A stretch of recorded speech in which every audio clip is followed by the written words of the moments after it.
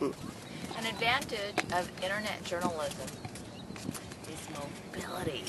Yes, thank God for electronic technology that's getting smaller and smaller and smaller with more capabilities. In fact, we are mobile, and that's one of the most important things to us, because when we look at equipment, we look at capabilities and what we are able to do. But by having a small portable camera that can work in high def, and having portable equipment, we can come to different locations like the beach that are a bit more difficult for people, well, for studios to cover. Because studios can cover it too, TV stations can cover it, but it just makes it a little bit more difficult when you have to carry all the equipment. Well, yeah, because you got to come across the sand to do it. Yeah, so that's probably one of the reasons why internet journalism is becoming more and more popular. A lot of times people would hear about it when TV stations will tell people, go ahead, send us your news tips, send us your news stories. Fox News is doing it. They want the material sent in by cell phone. They even have a place that you can do it, because they can't have their cameras everywhere. That's right. But people with video equipment and cell phones can be everywhere. That's right. And they're understanding that, well, with the internet, you can have a lot more coverage with a lot more accessibility than you would ever have access to. So that's the benefit. I know, that's the benefit of mobility. But on the other side of that is just like when the fax machine was created. Once they created fax, then people expected to get the information faster. With internet journalism, because you have that capability, they're also expecting you to have the information up faster, which sometimes is advantageous. It's also not necessarily able to do it. This is a high-def camera, and you have to, we have to load it in a high-def form to a computer. We have to turn that high-def form into an MPEG to be really edited properly.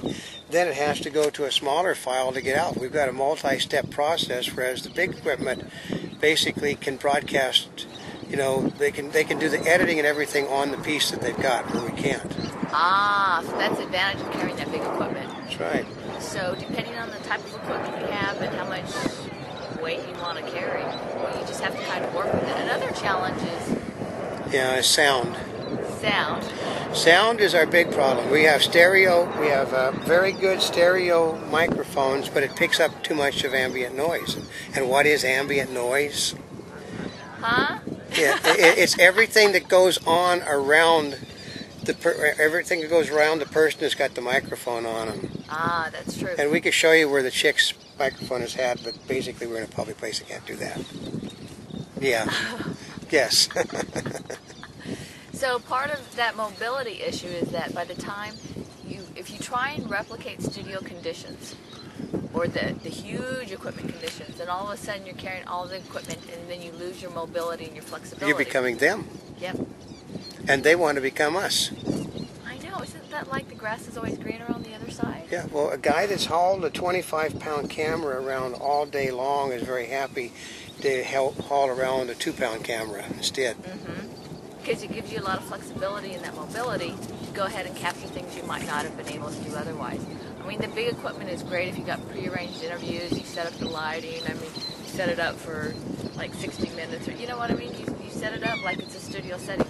That's when it's great to have that. But with technology going where it is, mobility is actually more critical than having the smaller equipment. In fact, one of the critical parts of mobility and the internet is having internet access. Yeah. Because now that's actually more tricky than any of the other stuff, because it's totally critical.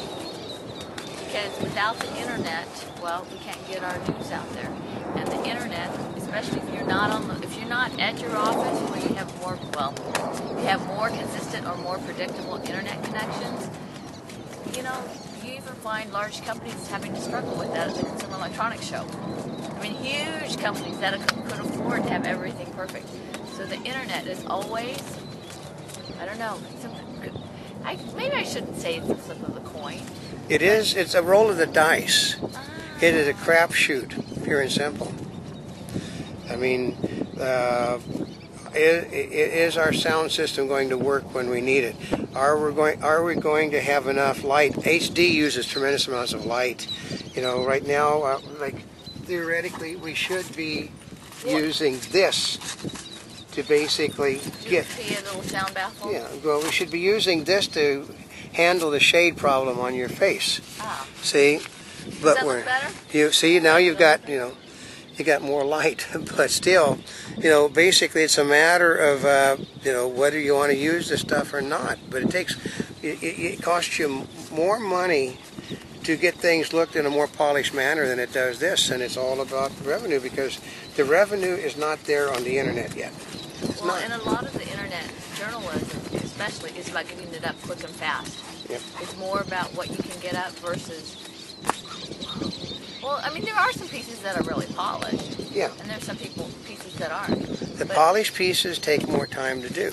And part of it is when you're trying to deal with quantity and you're trying to get a lot up, you don't really have the time. Well, if you figure the done. editing time per small piece is, the more polished you want to do it, because we can sit there and do all kinds of effects, and we can do all sorts of crawls, we can do all sorts of transitions. We basically have we've got multiple editing situations on multiple computers. It's a matter of what we're looking for. We're looking for trying to be what other people aren't.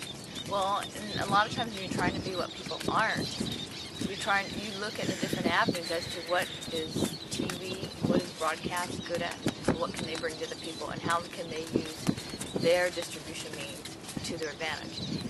One of the things we can do is we can bring more of a topic to people than you can get on television. Yeah, because TV typically works with sound bites, unless it's a featured show and they're doing like a 60-minute presentation, in-depth interview. But even those things are sound bites. Because a lot of times they're still restricted to about 10 minutes, aren't they? Yeah. Yeah. I mean, like 60 minutes will only do one segment on each person unless they're trying to really push something heavy. And they might do a 2-hour interview to get that 10 minutes. That's 10 minutes with commercials. So, but we can do, like our advertising thing is actually 38 minutes long, and it's in 4 different segments. We've got a product placement which is in 2 segments. We're doing wrap-ups of expos that we've attended that are in multi-segments. So that's an advantage of the internet, is you can actually do extended versions if you want. Because before people were just wanting really basically sound bites, 1.5 minutes, 2 minutes. But now they're trying to do, extended pieces. Extended pieces. They're basically breaking in new shows on the internet. That's right. Seeing what they should bring out. It's the oxymoron of the business. They say that people have only a 15 to 30 second attention span, yet the same people that say they only have 15 to 30 second attention span are doing long pieces on the internet, which is a oxymoron. Well, and then also the challenges with the internet is unless you are hosting it yourself, you're restricted to 100 megabytes. Yeah, or 10 minutes total length. Or 10 minutes total. Now, there are some sites that do it for a longer period of time. However, with those longer lengths, I mean, there are half-hour shows up on the internet that are done specifically for the internet. But they're only done specifically for that station. That's right. And if they're in high def, then they still require massive amounts. Oh, it takes you're limited. I think the biggest amount you can do 250 megabytes on things, but if you condense it down to Windows Media, you can do a 250 megabyte on some systems. So for your consideration, okay. This is Notaspringchick. And this is old man.